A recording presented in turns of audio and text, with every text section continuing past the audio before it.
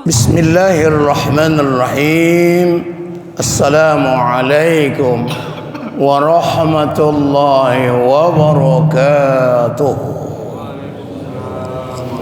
Alhamdulillahi rabbil alamin.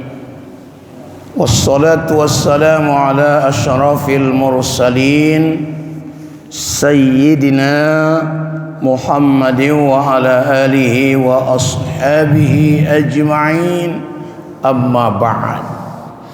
BKM Masjid Jami Al-Ikhlas yang saya hormati, hadirin wal hadirat, jamaah salat subuh yang insyaallah dirahmati Allah. Berulang kali kita sampaikan alhamdulillah, ungkapan rasa syukur kita kepada Allah Subhanahu wa taala. Salawat dan salam kepada Nabi kita Muhammad sallallahu alaihi wasallam. Allahumma salli wa sallim wa barik alaihi. Semoga kita beroleh syafaatnya. Hadirin wal hadirat, kemarin telah kita awali kajian kita Suratul Fatihah,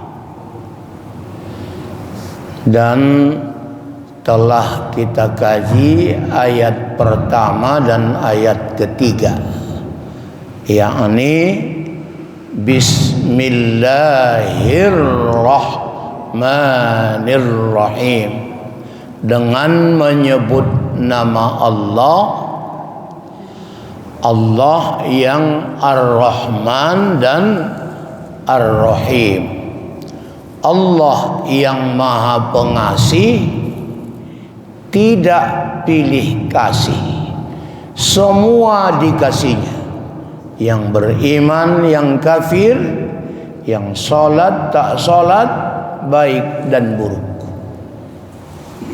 Dan Allah yang Maha Penyayang, tapi tidak semua dapat sayangnya Allah, karena dia khusus buat orang-orang beriman. Maka setiap orang yang sudah mendapatkan sayangnya Allah, pasti sudah mendapat kasihnya. Tapi tidak semua yang dikasih Allah disayanginya. Mudah-mudahan kita dapat dua-dua, dapat kasihnya Allah dan dapat juga sayangnya. Karena insya Allah mudah-mudahan kita semua adalah orang beriman. Itu untungnya. Kalau kafir kan cuma dapat Rahman saja, tidak dapat Rahim. Orang beriman dapat dua-dua, fid dunya wal akhirah. Itu ingat saya terakhir kaji kita. Iya. Ada siapa sih? Ingat saya itunya. Iya Bu, itu enggak? Lupa. Lupa juga ibu-ibu ya. Pikir cuman aku yang lupa. Ya. Ingat saya itu malam itu, malam Sabtu kedua bulan lalu itu. Udah sebulan lupa ya. Banyak pula kajiannya Ustadz kita yang masuk, jadi lupa lah. Baiklah, kita sambung hari ini ayat kedua. Ayat kedua dari suratul Fatihah adalah Alhamdulillahi Rabbil Alamin. Segala puji buat Allah yang Rabb-nya sekalian alam. Alhamdulillah Rabbil Alamin. Jadi ada 3 bagian ya. Alhamdulillah Rabb Alam. Alhamdulillah segala puji bagi Allah. Segala puji bagi Allah. Alhamdu atau pujian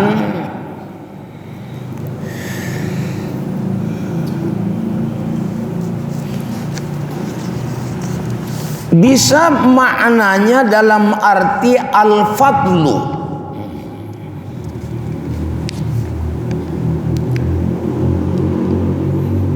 artinya banyak karunia. Karunia dari Allah Subhanahu wa taala. Seperti memasukkan orang-orang beriman ke dalam surga. Yang kedua, ada memahami alhamdu itu dengan al-adl, adil. Seperti memasukkan orang-orang kafir ke dalam neraka. Jadi pujian itu melihat karunia dan keadilan dari Allah Subhanahu wa taala, itu adalah merupakan sifat yang luar biasa yang pantas kita memujinya. Pujian ini Bapak Ibu Saudara ada empat macam pujian. Yang pertama, pujian Allah terhadap dirinya. Allah memuji dirinya. Seperti innani anallah la ilaha illa ana fa'buduni wa aqimis salata lidzikri. Surah Toha ayat 14. Kata Allah, sesungguhnya aku ini Allah. Jadi yang membuat nama Allah itu Allah sendiri. Lain kalau kita yang buat nama kita, ya mungkin orang tua ya, orang tua. Tidak ada yang berhak disembah kecuali aku.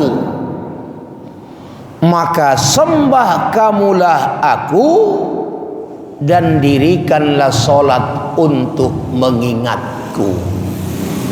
Jadi Allah memuji dirinya sendiri.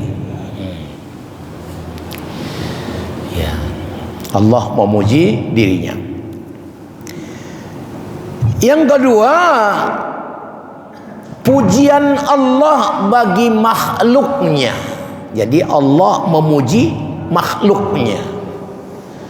Termasuk diantaranya pujian Allah kepada sebaik-baik makhluknya, yakni Nabi kita Muhammad SAW. Innaka la'ala khuluqin azim. Sesungguhnya engkau Muhammad memiliki akhlak yang mulia. Dan Nabi juga mengakui, innama bu'ithu liutammima makarimal akhlak. Sesungguhnya aku diutus untuk menyempurnakan akhlak. Jadi Allah memuji Nabi bahwa Nabi kita tuh semulia-mulianya akhlak. Akhlak tertinggi akhlak Nabi kita Muhammad sallallahu alaihi wasallam. Akhlak. Dan diakui oleh Allah. Allah memujinya. Akhlak. Kemudian bagaimanakah akhlak Rasul itu? Ketika sahabat-sahabat bertanya kepada Aisyah radhiyallahu anha setelah meninggal Rasul, bagaimana kali akhlak Rasul tu? Dijawab Aisyah, kana khuluquhul Quran, adalah akhlak Muhammad itu Al-Quran. Jadi buat kita yang tidak ketemu Nabi SAW, ingin melihat akhlaknya bagaimana terpujinya, adalah Al-Quran. Maka dengan mengamalkan nilai-nilai Al-Quran, berarti kita telah mencontoh akhlak Nabi kita Muhammad sallallahu alaihi wasallam. Jadi akhlak itu Al-Quran. Nah, itu pujian Allah kepada Nabi. Ini nggak perlu diragukan ya Pak, nggak perlu. Yang ketiga adalah pujian makhluk kepada Allah. Jadi kita makhluk ini memuji Allah. Pujian kita kepada Allah ini dia, alhamdulillahi rabbil alamin. Segala pujian buat Allah yang Rabbnya sekalian alam. Segala pujian. Bapak Ibu, di dalam hadis yang diriwayatkan oleh Imam Ibnu Majah,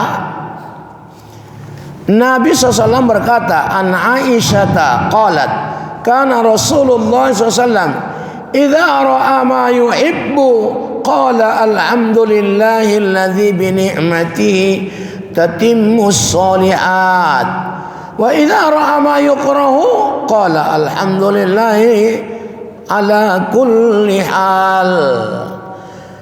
Adalah Nabi sallallahu alaihi wasallam apabila beliau melihat sesuatu yang menyenangkan, ya, menyenangkan, maka Nabi mengatakan alhamdulillah, segala puji bagi Allah, alladzi bi ni'matihi tamamis shalihat, yang telah menyempurnakan nikmat-nikmat yang soleh, yang baik. Alhamdulillah dibacanya dengan nikmat-nikmat yang sempurna, nikmat yang baik. Tapi dan apabila Nabi melihat sesuatu yukrah, yang tidak disenangi, sesuatu yang tidak disenangi, misalnya musibah lainnya, musibah.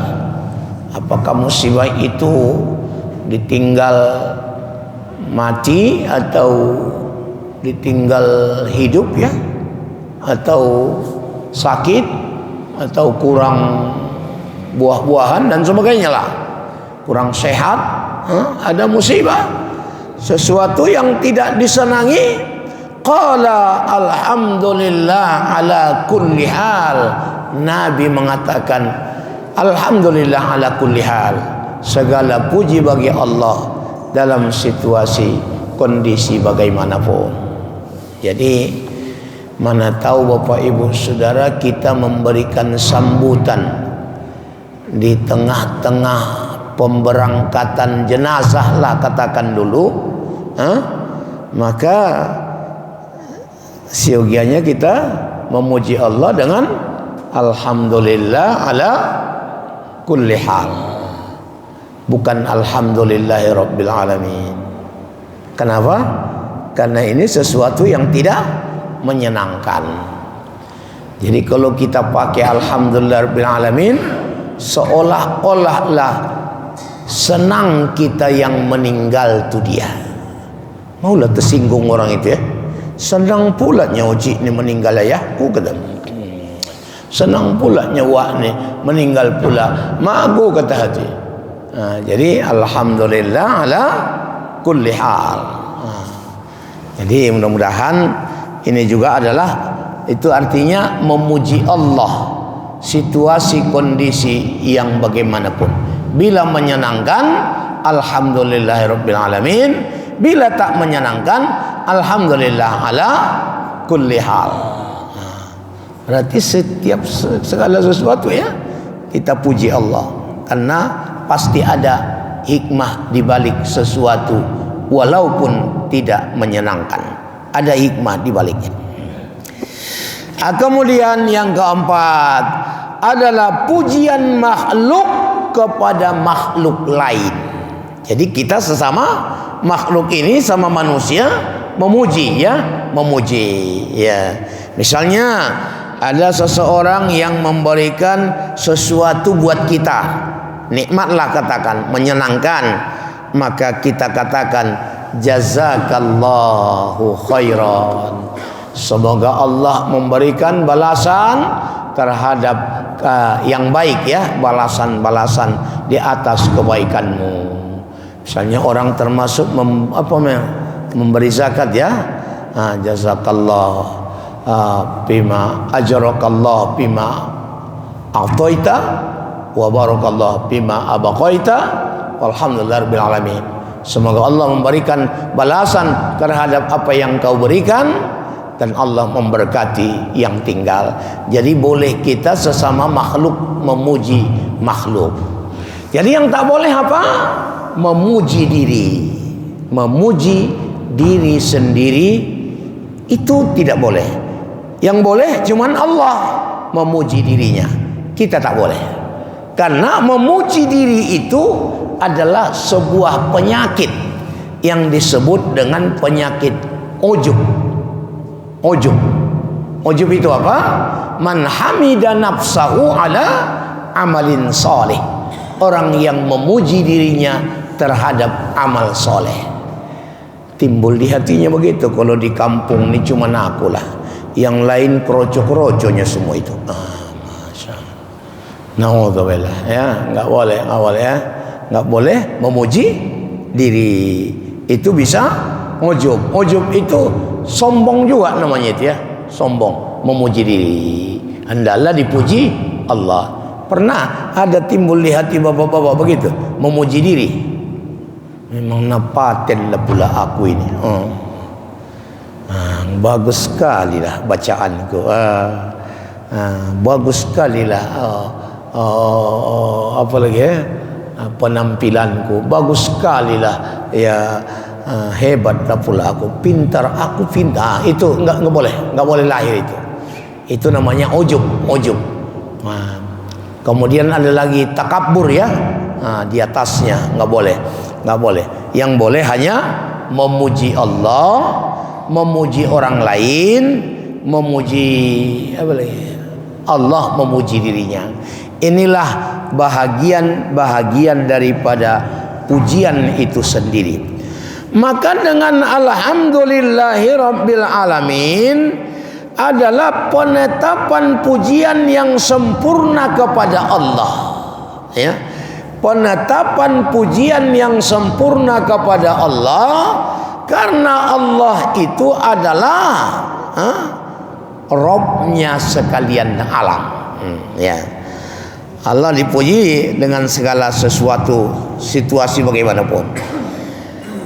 Kemudian Bapak Ibu Saudara yang dirahmati oleh Allah Subhanahu wa taala, setelah kita memuji dengan alhamdulillah, segala pujian bagi Allah, kita udah kaji kemarin, Allah itu adalah lafzul jalalah, lafaz yang mempunyai ketinggian dan kemuliaan, sehingga asma Allah yang 99 itu turunannya, cakupannya. Jadi kalau kita menyebutkan Allah, sudah tercakup di situ Ar-Rahman, Ar-Rahim, Al-Malik, Al-Quddus, As-Salam, semua. Tapi kalau kita menyebut Ar-Rahman, belum mencakup Allah. Jadi Allah lafzul jalalah, lafaz yang punya ketinggian kemuliaan. Tidak ada lafaz melebihi tingginya dari lafaz Allah. Jadi segala puji bagi Allah. Allah yang mana? Kemarin kita sebut Allah yang Ar-Rahman dan Ar-Rahim. Ini Allah yang Rabb. Rabb ini Bapak Ibu Saudara ada 3 maknanya. 3 makna Rabb. Yang pertama, Rabb di situ adalah Rabb dalam artian pencipta. Pencipta sekalian alam.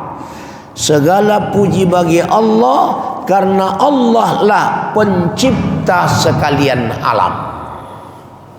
Menciptakan sekalian alam, ya, Rabbnya sekalian alam. Rabb pencipta.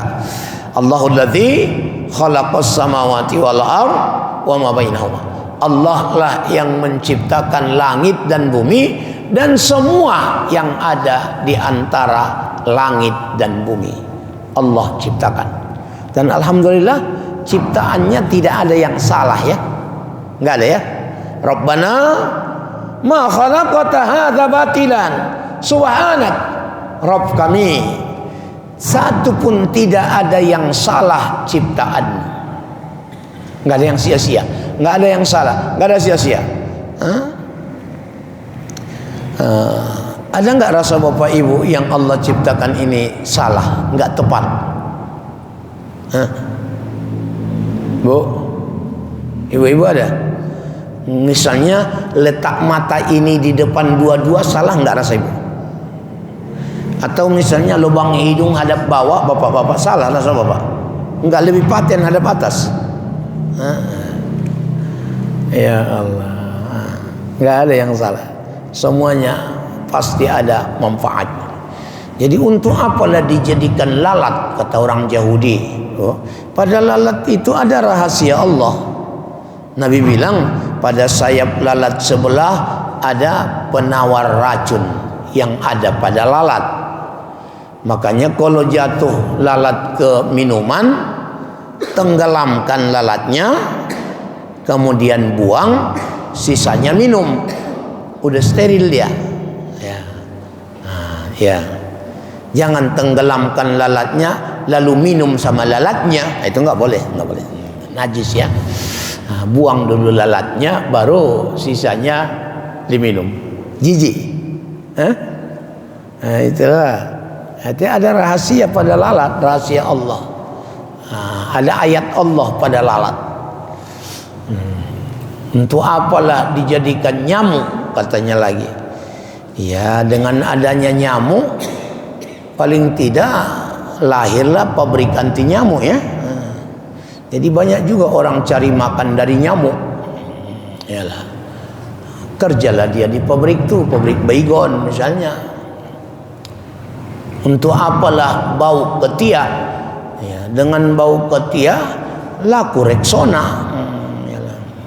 Berarti ada orang cari makan dari bau ketiak, ya. Banyak, ada saja hikmahnya itu Bapak. Ada, semuanya ada hikmah. Ada tanda-tanda kekuasaan Allah di situ, di dalam diri kita ini, ya. Jadi oleh karenanya Bapak Ibu Saudara, ya, Allah pencipta yang sempurna, tidak ada kurangnya, ya. Semua ada manfaatnya. Untuk apalah dijadikan setan? Untuk meningkatkan amal ibadah kita. Karena kita terus berjihad melawan musuh setan. Sampai ini dikatakan mihrab, tempat berperang. Berperang sama siapa? Berperang sama setan. Jadi berjihadlah. Mudah-mudahan termasuklah diantaranya ada hikmah-hikmah di balik itu. Allah ciptakan, dan bahkan ada Allah ciptakan kelebihan-kelebihan, ya. Allah memilih 12 bulan, 4 bulan ada yang mulia. Termasuklah ini Muharram. Jadi Muharram ini adalah bulan mulia. Hari ini Asyura pula, ya. Iya, ya. Hari Asyura. 10 hari istimewa ini. Iya. Banyak kejadian-kejadian di sini yang Allah jadikan pada hari ini. Ialah termasuklah diciptakan Adam Hawa, ditempatkan di surga, Asyura. Kemudian keluar Adam Hawa dari surga ke dunia ini karena salah. Diampuni Allah dosa salah mereka, Asyura. Ini bulan hari pengampunan dosa ini. Ya. Kemudian apa lagi? Padam api Raja Namrud yang direncanakan membakar Nabi Ibrahim, Asyura. Selamat Nabi Musa dari kepungan Firaun dan tentaranya. Tenggelam Firaun di Laut Merah, Asyura. Selamat Nabi Yusuf dari sumur, Asyura. Karena dibuang saudaranya, ada dengki-dengki saudaranya. Selamat apa lagi?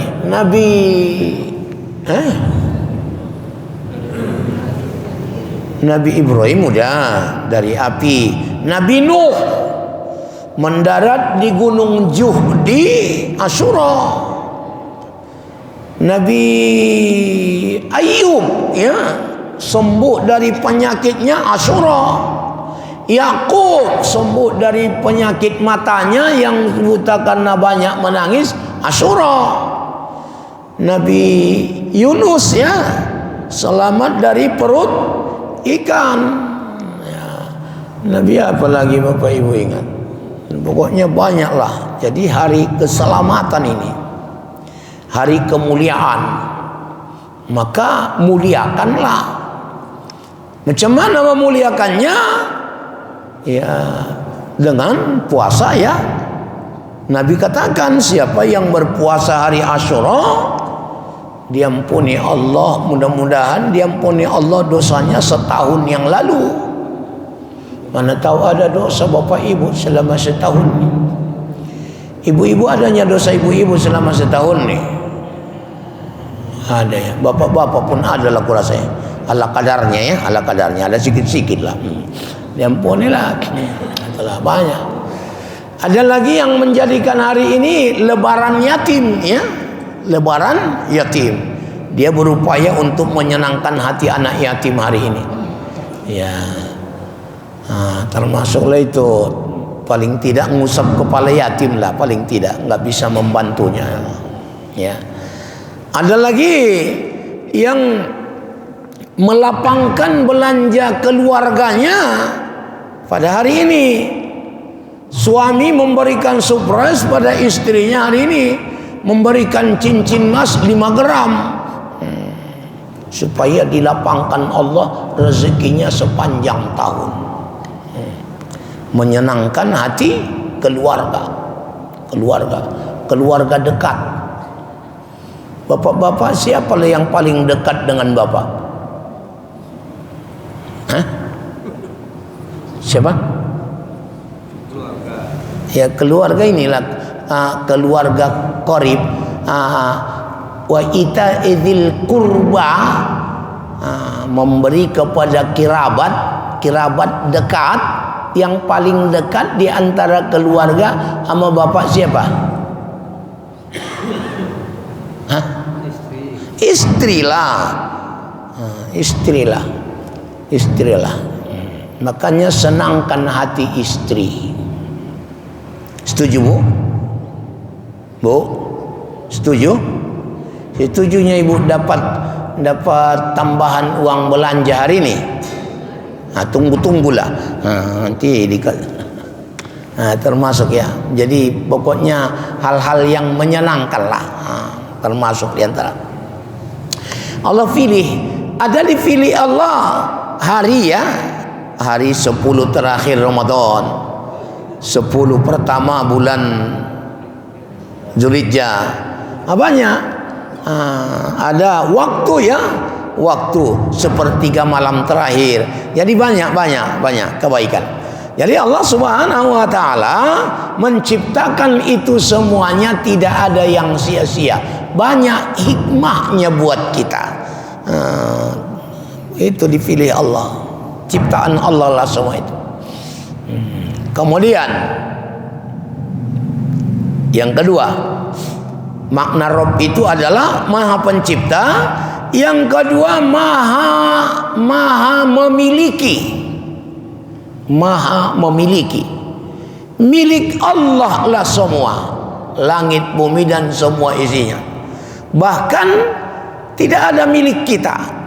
Diri kita sendiri milik Allah.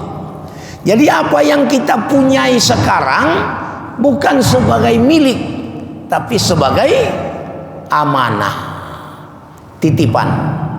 Dititip kita 2 mata, dititip 2 telinga, dititip 2 hidung, dititip 2 mulut, titip 2 tangan, 2 kaki, semuanya. Titipan, bukan milik kita. Jadi kalau diri kita saja milik Allah, apalagi istri milik Allah, titipan Allah. Anak titipan, harta titipan, ilmu titipan, semuanya dititip Allah. Mudah-mudahan kita menjadi orang yang amanah. Amanah apa artinya? Bisa menjaga titipan itu, tidak salah gunakan jabatan itu. Mata tidak salah gunakan, tangan tidak salah gunakan. Iyalah. Kalau kita laki-laki ini yang paling payah menjaganya matanya. Kalau wanita mulutnya. Iyalah. Ini yang paling payah menjaganya. Makanya siogianya aman kalau bisa jaga mata, bisa jaga mulut. Satu lagi bisa jaga tangan, ya, jaga tangan. Nah, Bapak Ibu, jadi sebagai apa? Sebagai milik Allah, milik Allah lah semua, milik Allah lah langit bumi.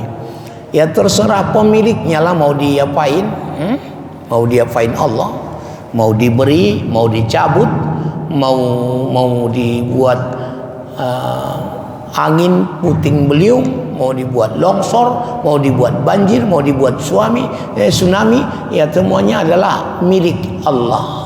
Dan semuanya dari Allah, kembali pada Allah. Inna lillahi wa inna ilaihi raji'un. Semuanya milik Allah dan semuanya akan kembali kepada pemiliknya.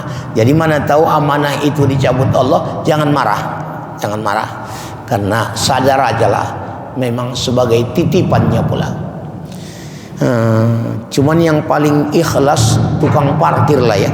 Tukang parkir kosong, nggak ada kendaraan di situ. Datang mulai berdatangan satu persatu. Ada kendaraan yang mahal, ada kendaraan bagus, dia terima dengan senang hati. Tapi ketika yang punya kendaraan itu nanti ngambilnya balik, dia kasih dengan ikhlas. Tukang apa? Ya ke tukang parkir lah kita nih dah. Diparkirkan nama kita kendaraan, diparkirkan sama kita perhiasan, diparkirkan sama kita istri, diparkirkan anak. Nanti yang punya anak ambil, ya udah kasih dengan ikhlas. Teorinya begitu. Cuman kadang-kadang terlalu cinta kita pada sesuatu, sulit mengikhlaskannya. Tapi intinya begitu. Yang ketiga, Rabb itu makna pencipta, pemilik. Yang ketiga, Allah itu maha Rabb. Rabb pengatur. Pengatur. Rabbil alamin, pengatur. Jadi kita tidak mengatur, yang mengatur Allah. Dengan apanya diatur? Sudah ada aturannya. Langit bumi, semua yang ada di langit ada di bumi, sudah ada aturannya. Bahkan kata Nabi, 50.000 tahun lagi mau Allah ciptakan langit bumi, sudah ditetapkan aturannya, namanya takdir. Kita juga 4 bulan kita di kandungan, ditinjau ulang balik ketetapan itu. Apa yang diatur Allah? Alastu bi rabbikum, siap enggak kamu kuatur? Qalu bala syahidna. Iya, kami siap diatur. Apa Allah, apanya kita yang diatur Allah? Pertama, umruhu, diaturlah umur kita. Kalau sudah pasti semuanya udah ada aturan umur kapan mati, dan sudah banyak keluarga kita yang mati. Kalau sudah duluan, kita bakal menyusul. Yalah. Bapak-bapak, ibu-ibu, calon-calon jenazah yang saya hormati. Yang kedua, rizkinya. rezekinya. Rezeki itu diatur rezekinya. Nah, yang ketiga, sa'iduhu, kapan dia senang, kapan dia bahagia, kapan dia sukaria, kapan dia bergembira, ada aturan. Atau yang keempat, amsakiyuhu, atau duka citanya, kapan bersedih, kapan duka cita, kapan kita mendapatkan sesuatu yang tidak menyenangkan. Ya, sudah ada aturan, sudah ada aturan. Jadi alhamdulillahi Rabb dalam artian Allah pencipta, Rabb dalam artian Allah pemilik, Rabb dalam artian Allah yang mengatur. Makanya kalau kita berdoa selalu kita pakai Rabb. Ya, karena dia yang mencipta, dia yang mengatur, dia yang pemilik, ya. Rabbana ghfir lana, Rabbana wa la tuhammilna ma la taqata lana bi, Rabbana atina fid dunya hasanah wa fil akhirati hasanah. Di hati kita Allah Rabb yang mencipta, Allah Rabb yang pemilik, Allah Rabb yang mengatur. Jadi pencipta, pemilik, pengatur apa? Alamin. Segala puji bagi Allah yang telah mencipta, yang pemilik, pengatur sekalian alam. Apa itu alam, Bapak Ibu? Alam adalah ma siwallah. Kalau di kitab Husnul Hamidiyah, di situ dikatakan alam itu selain Allah. Selain Allah alam. Ya, Allah berarti bukan alam. Bagaimana sifatnya alam? Al-alamu mutaghayyarun. Alam itu sifatnya berubah-ubah. Jadi setiap yang berubah-ubah alam. Ya. Kita berubah enggak? Berubah. Dari yang tidak ada menjadi ada. Dari bayi terus berubah menjadi anak-anak. Anak-anak terus remaja. Habis remaja orang tua. Udah orang tua kakek nenek. Sudah kakek nenek apa lagi? Iyalah. Mendiang begitulah itu dah. Ini berubah-ubah, habis berubah. Itu perubahan dari yang tidak ada menjadi ada. Itu alam. Wa kullu mutaghayyirun hadisun. Setiap yang berubah-ubah baharu. Jadi Allah tidak baharu, selain Allah baharu. Itulah dia, alam namanya, alam. Jadi manusia alam. Jadi alam itu ada banyak juga ini. Ada alam azali, sebelum kita diciptakan, roh kita di alam azali. Kemudian ada alam kandungan, ya, masuk ke kandungan. Baru alam dunia. Sesudah alam dunia baru alam barzah. Dikubur lagi dah. Baru alam mahsyar, baru alam semualah akhirat, ya. Ada alam dunia, ada alam akhirat, ada alam syahadah, ada alam ghaib, macam-macam. Jadi banyak kali alam ini, ya. Ada alam. Jadi yang mengatur semuanya itu Allah, yang memiliki semuanya itu Allah, yang menciptakan semuanya adalah Allah. Maka pantaslah kita memuji Allah itu dengan pujian yang sempurna. Pujian yang paling sempurna. Tidak ada cacat, tidak ada celanya, tidak ada kurangnya. Maka pujilah Allah, dan pujian itu ungkapan rasa syukur kita kepada Allah Subhanahu wa ta'ala. Ucapan, ya, syukur lidah, syukur ucapan. Karena ada juga syukur hati. Kalau syukur hati merasakan semua yang dia punyai itu adalah datangnya dari Allah, bukan datangnya dari kehebatan dirinya, enggak, bukan dari kemampuannya, datangnya dari Allah. Kemudian syukur perbuatan paling tinggi adalah solat ya. Kalau syukur badan, syukur harta paling tinggi adalah kurban. Fasolli li rabbika wanhar. Jadi alhamdulillahi rabbil alamin, segala puji bagimu ya Allah, Engkaulah Rabbnya sekalian alam.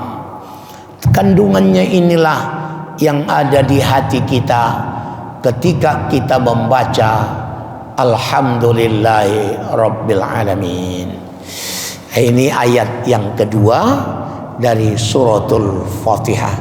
Mudah-mudahan kita pahami, terhunjam dalam hati kita, dan dapat kita laksanakan dalam kehidupan kita. Bapak Ibu, sampai di situ ada yang mengganjal di hati, dipersilakan. Udah mau ku minum pula ini. Biasa minum pula ya. Mau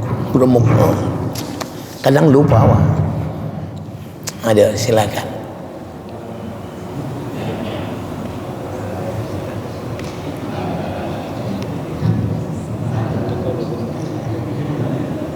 Assalamualaikum warahmatullahi wabarakatuh. Waalaikumsalam. Terima kasih Ustaz atas pencerahannya di subuh pagi ini Ustaz. Saya tertarik mengenai masalah alhamdulillah tadi Ustaz, segala puji bagi Allah.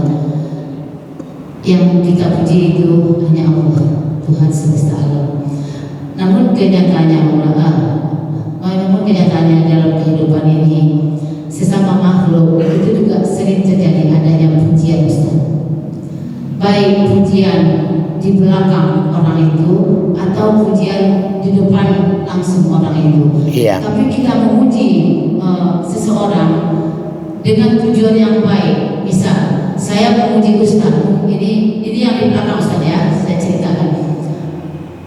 Saya memuji Ustaz, misalnya Ustaz enak kali ceramah Ustaz Bahrul itu, ayolah. Jadi tujuan saya memuji Ustaz itu di belakang Ustaz untuk mengajar. Nah, kemudian yang kedua Ustaz, memuji seseorang itu pas di depan dia, langsung berhadapan dengan dia. Misalnya seperti ibu ini, inilah seperti kawan inilah, baik kali inilah kawan ini, suami kali. Nah, itu bagaimana Ustaz? Oh, ya. Kemudian yang kedua Ustaz, pertanyaan yang kedua mengenai puasa Asyura. Kita kan ini di dalam hari Asyura Ustaz, berbuat baiklah pada hari ini dan hari yang semalam itu Asyura dan Asyura itu. Ada dua, yaitu hubungan kita dengan Allah, abdu bin Allah, dan hubungan kita dengan manusia, abdu bin Nas. Hubungan kita dengan Allah itu berpuasa, dan hubungan kita dengan manusia itu berbuat baik. Apakah itu bersedekah dan hal-hal yang baik yang harus kita lakukan. Iya. Seperti tadi salah satunya memberikan nafkah yang lebih kepada istri.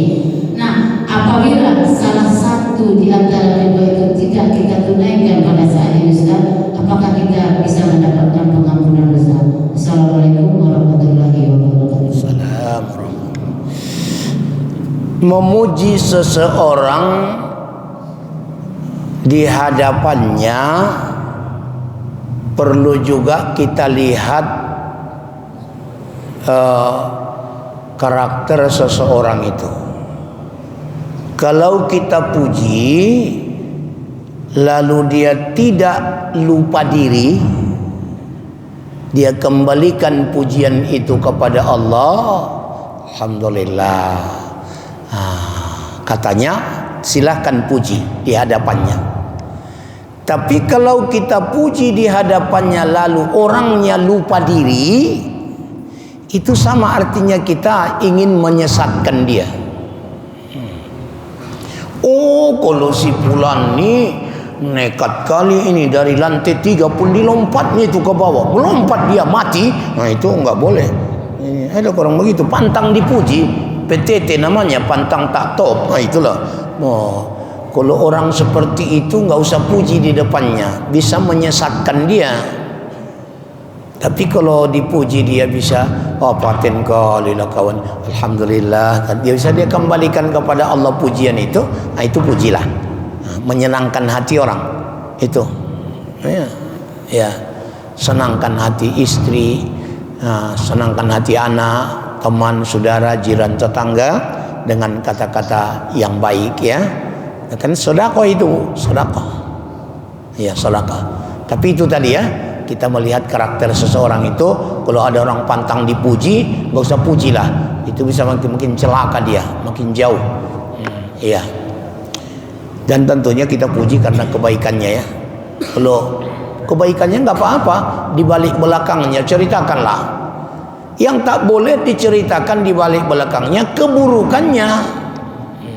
Ya. Kalau keburukannya kita ceritakan di balik belakang, itu ghibah namanya, ya. Itulah gosip tuh dah. Gosip lah itu. Nah, ya, kalau kebaikannya ceritakan aja. Karena ada nilai-nilai dakwah, ya. Nah, itu. Alhamdulillah. Yang kedua tentang memuliakan Asyura ini. Bervariasi memang orang memuliakannya. Kalau orang Syiah memuliakan Asyura ini, memukul-mukul tubuhnya, menyambuk-nyambuk badannya. Kenapa dia lakukan itu? Karena ingin merasakan perasaan Husain ketika dibunuh. Ada menahan dirinya, tidak makan, tidak minum, menyiksa dirilah. Karena ingin dia rasakan hausnya perasaan Husain ketika disiksa, dibunuh. Itu orang Syiah. Dan menurut hemat kita tidaklah mesti, ya. Enggak mesti kita rasakan yang dirasakan orang yang kita anggap mulia. Ya, seperti Nabi kita Muhammad SAW meninggal karena diracun, ya. Diracun seorang wanita. Cuman sahabat-sahabat ketika itu dapat undangan makan. Wanita ini tahu kesenangan Nabi, kaki kambing itu sebelah kanan, lalu kemudian diracun. Sebaik dimakan Nabi sikit termakan Nabi. Ngomong daging itu, aku ada racun di sini, dibuang Nabi sisanya. Sahabat dimakan orang tuh, banyak meninggal di tempat itu sahabat. Nabi tidak sampai meninggal, tapi itulah terus menggerogoti kesehatan Nabi sehingga beliau meninggal. Lalu haruskah kita merasakan racun? Haruskah kita merasakan racun? Kan enggak. Itu konyol namanya. Untuk bisa kurasakan yang dirasakan Nabi itu, enggak. Atau misalnya Ali mati ditikam, Umar lagi baca Quran ditikam sampai mengalir darahnya ke Quran itu. Banyak. Dan haruskah kita merasakan yang dirasakan orang yang kita ikuti? Tidak. Inilah Syiah, menzalimi diri namanya, ya. Itu. Ada lagi merayakannya Asyura ini dengan pesta pora, ya. Ada lagi mengusap-usap kerbau bule itu sampai kotorannya pun ditampung segala macam. Ada merayakannya dengan memandikan keris dimandikan. Ya, ada begitu. Bukan keris Dayanti lah, kerisnya keris. Kalau keris Dayanti dimandikan kan nggak apa-apa. Ini tidak, keris yang tajam tuh. Itu macam-macam lah. Ada memuliakan ini dengan apa? Memuliakan Muharram Asyura ini dengan tidak boleh nikah, nggak boleh pesta. Enggak. Makanya sewa gedung agak murah ini di bulan Muharram ini, karena jarang orang pesta. Nah, begitu. Cara memuliakannya, Nabi Musa puasa, Nabi kita Muhammad SAW puasa. Itu cara memuliakannya. Dan bahkan Nabi menyatakan puasa hari ini melebur dosa setahun yang lalu. Yalah. Atau tidak bisa puasa Ustaz, ya jaga diri dari hal-hal yang haram. Aku tidak bisa puasa apa? Wah, seandainya lah. Habalim minallahnya puasa, habalim minan nasnya memberilah sesuatu. Cuman bisa kita berikan, ya kalau nggak bisa memberi sesuatu, paling tidak memberi senyuman pun jadilah, memberi senyuman. Ya, kalau kepada anak yatim ngusap kepalanya saja jadilah. Pokoknya sesuai dengan kemampuan lah. Jadi tetap terbangun hablim minallah dan hablim minan nasnya. Yalah, insyaallah kita manfaatkan. Cuman sekali ini, setahun sekali ini. Dan ternyata ibu-ibu, puasa Asyura ini puasa yang paling tua di semua puasa. Lebih tuanya umur puasa Asyura dari puasa Ramadan. Iya, masih di Mekah Nabi udah puasa Asyura Nabi. Puasa Asyura. Dan orang-orang kafir Quraisy juga puasa Asyura. Orang-orang Yahudi puasa Asyura. Iya. Nah, itu.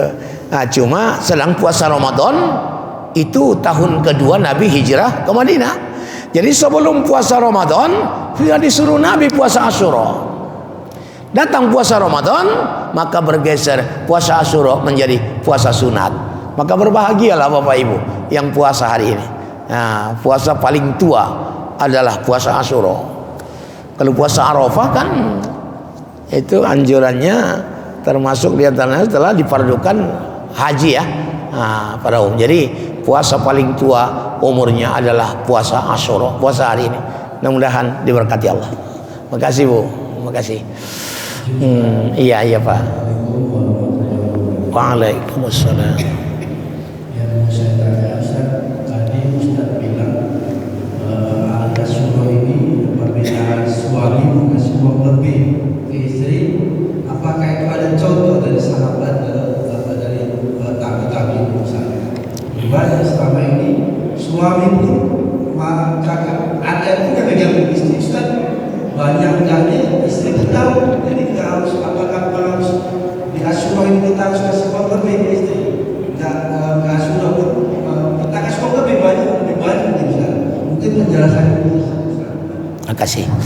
Tidak ada hadis, tidak ada. Hanya kebiasaan sekelompok orang. Termasuk juga merayakan hari rayanya yatim. Tidak ada hadis. Cuman sekelompok orang yang membiasakannya. Jadi kalau ada sekelompok orang yang membiasakannya dan itu kebiasaan yang baik, tidak salah kita contoh. Itu ajanya. Mana hadisnya? Adakah? Enggak ada. Yang ada hadisnya cuman puasa Asyura.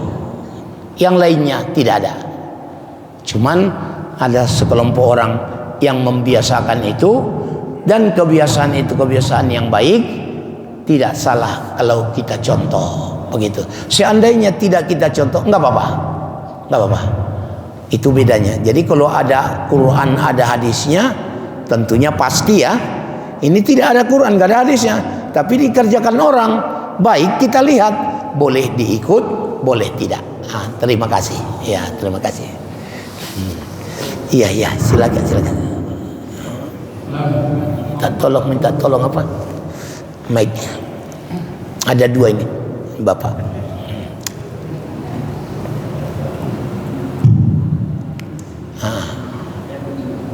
Assalamualaikum warahmatullahi wabarakatuh. Waalaikumsalam. Begini Ustaz, tentang masalah tadi Al-Fatihah.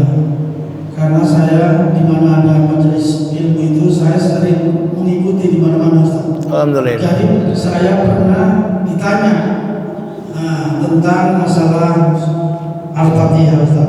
Kan gini Ustaz, ada 2 surah Al-Fatihah merupakan kesimpulan isi dari seluruh ayat Al-Quran. Jadi yang ingin saya tanyakan kepada Ustaz, kenapa ada 7 huruf hijaiyah yang tidak masuk dalam surah Al-Fatihah itu Ustaz? Satu. Dan yang kedua, apa sebenarnya makna dari 7 huruf itu Ustaz? Tolong penjelasannya Ustaz. Terima kasih. Wassalamualaikum warahmatullahi wabarakatuh. Salam. Ada 7 huruf hijaiyah yang tidak masuk. Apa aja itu? tanya sama Ustaz. Saya ditanya orang seperti itu, Ustaz. Saya mengajar, kesempatan inilah saya tanya. Oh ya Allah. Kalau gitu ku PR lah dulu ini ya. Iya Ustaz, nanti enggak dapat itu, pasti dapat. Huruf hijaiyah kan cuman 29. Nah, jadi kalau kita lihat nanti dapat itu dapat. Cuman belum terpikir awak mau lihat ke situ Ustaz ya. Allah.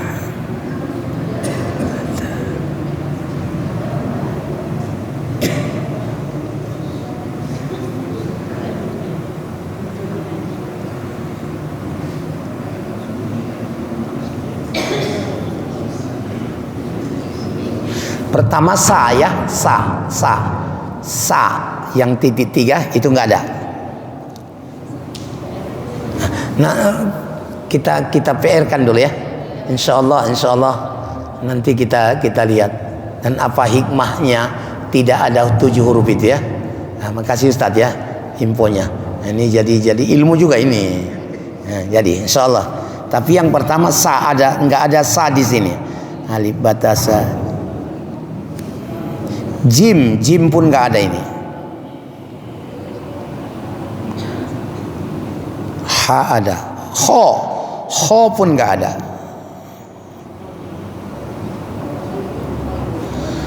Sa, jim, ho,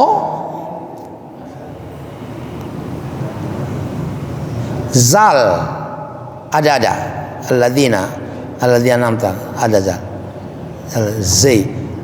Z enggak ada.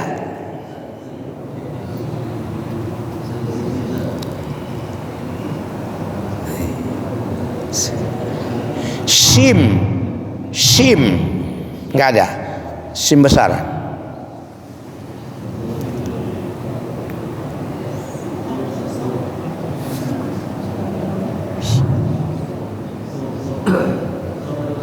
To ada. Zo enggak ada.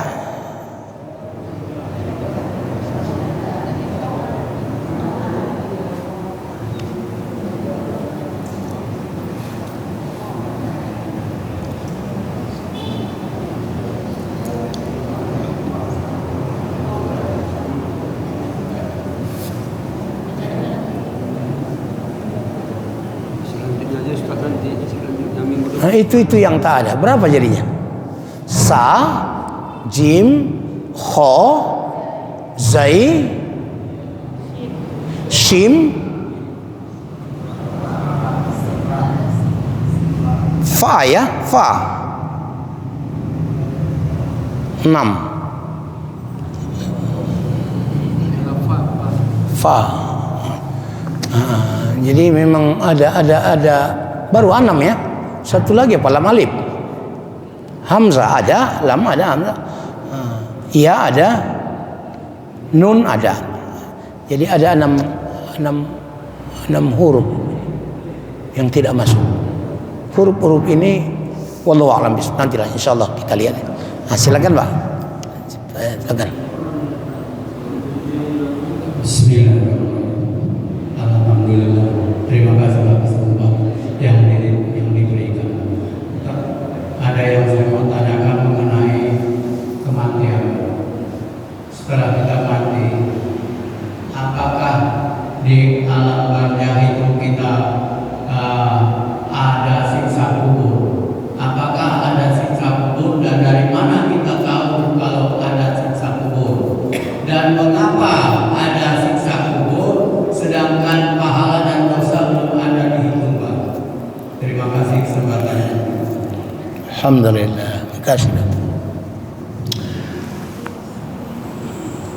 Nabi setelah tahiyat akhir sebelum salam Nabi berdoa,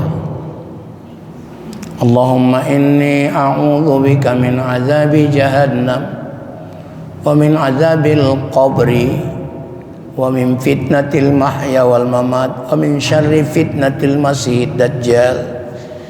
Kalau tak adalah siksa kubur tuh, manalah pula mungkin Nabi berlindung kepada Allah dari azab kubur. Berarti ada azab kubur dan ada nikmat kubur. Kenapa diazab, dikasih nikmat azab kubur sementara belum diadili? Ya, sebetulnya nggak usah kita jauh kali ke kubur. Di dunia ini pun adanya azab dunia, ada azab nikmat dunia. Iya, apalah azab dunia? Bala, longsor, puting beliung, tsunami, banyak juga yang azab di dunia ini. Kenapa dia azab padahal masih di dunia? Yang ketiga, jangankan di dunia, di kandungan pun ada azab. Ya begini aja pula awak di kandungan tuh. Jadi bukan itu persoalannya. Pasti ada azab dan nikmat kubur walau kita belum diadili. Lagi pula Allah kan maha taunya pula orang itu. Nggak usah pun diadili, udah taunya Allah tuh siapa yang salah, siapa yang baik, benar. Nggak usah diadili pun. Dan azab kubur itu baru DP namanya, perskot, tanda jadi, itulah. Iya, itu baru tanda-tanda, alamat-alamat, belum. Jadi azab yang paling dahsyat adalah nanti di akhirat. Kalau boleh kita umpamakan, sebelum diponis hakim sudah dikurung di Polda, dikurung di Polda. Belum diponis ini, tapi udah mulai tersiksa. Malah kadang ada yang digimbali dulu, dicambuk segala macam sebelum diponis hakim. Jadi sebetulnya nggak pala susah kita mengimani itu. Pertama, Allah sudah tahu itu siapa yang baik, siapa yang jahat, ya. Jadi tidak pernah salah itu. Jadi yang kedua, Nabi mengatakan doa itu. Andaikanlah tidak ada, manalah mungkin Nabi mohon perlindungan dari azab kubur. Kalau azab kubur tidak ada, iyalah, berarti Nabi mengakui itu ada azab kubur. Ya, memang hal yang goib itu, goib. Seandainya lah Pak, kita diizinkan Allah kita dengar jeritan mereka di kubur itu, kupikir nggak ada manusia yang kafir, nggak ada manusia yang tak sholat. Iyalah, sebaik masuk ke dalam kubur itu, masih di situ kita semua, udah datang malaikat 7 langkah terakhir orang mengantar. Kalau kita dengar, kurasa mau kabur semuanya itu. Kenapa tidak dibuat Allah begitu? Supaya manusia itu tidak terpaksa untuk beribadah itu. Dan Allah tidak mau amal yang terpaksa. Mau Allah ikhlas, tulus. Ya. Jadi itu termasuk yu'minuna bil ghaib, beriman kepada yang ghaib. Mudah-mudahan sih tidak ada, yang ada cuman nikmat kubur. Mudah-mudahan. Dan seandainya ada pun jangan kena kita. Yang kedua, pernah Nabi melintasi satu lembah. Kemudian turun Nabi dari kudanya. Ada apa ya Rasul? Tak tahu kamu kiranya yang kita lintas ini kuburan. Dan ini ahli kubur lagi diazab, kata Nabi. Terakhir diambil Nabi pelepah kurma, diletakkan di atas kubur itu. Semoga ahli kubur ini tidak diazab sebelum kering daun ini. Iya. Itu juga kisah Nabi. Makanya kalau orang ziarah kubur pun selalu meletakkan daun-daun di atasnya dengan harapan tidak diazab sebelum kering daun itu, karena daun itu bertasbih kepada Allah. Bahkan di Fathul Mu'in tidak boleh dibuang daun yang diletakkan orang di atas kubur sebelum kering, karena mengurangi manfaat bagi ahli kubur. Jadi banyak riwayat-riwayat yang membuktikan adanya azab kubur. Ya, terima kasih Pak. Semoga bermanfaat. Begitulah dulu ya. Doa lagi dah. Alhamdulillahirabbil alamin. Salatu wassalamu ala asyrafil mursalin sayyidina Muhammad wa ala alihi wa ashabihi ajma'in. Rabbana amanna bima anzalta wattaba'na ar-rasula faktubna ma'asy syahidin. Rabbana zidna ilman nafi'an warzuqna fahman wasi'an wa amalan shalihan. Rabbana atina fid dunya hasanah wa fil akhirati hasanah wa qina adzaban nar. Sallallahu ala sayyidina Muhammad walhamdulillahi rabbil alamin. Taqabbalallahu minkum minna wa minkum taqabbal ya karim. Terima kasih, mohon maaf. Assalamualaikum warahmatullahi wabarakatuh.